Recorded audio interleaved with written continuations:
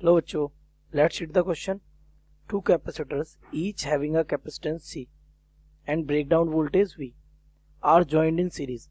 breakdown voltage यानी वो आपका डिस्ट्रॉय हो जाएगा जब आप V से ऊपर पोटेंशियल देंगे तो किसमें ज्वाइन किए गए in series. The effective capacitance and maximum working voltage of the combination is.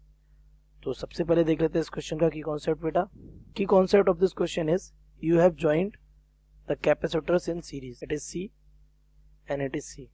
So in series C effective is given by 1 upon C1 plus 1 upon C2, and the second concept is potential is combination. So these two key concepts are used in this question. So let's solve the question. तो अगर हम इसका पहले effective capacitance calculate करें बेटा इन दोनों का, तो it will be 1 upon C effective is equals to 1 upon C plus 1 upon C. It will be 2 upon C. तो C effective will be C by 2.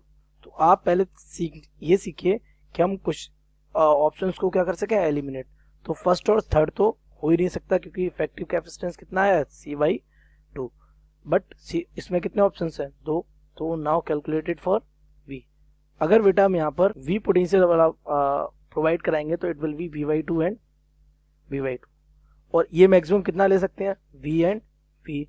So the maximum potential will be, दोनों V ले सकते हैं. तो in case of V and V the maximum will be V plus V.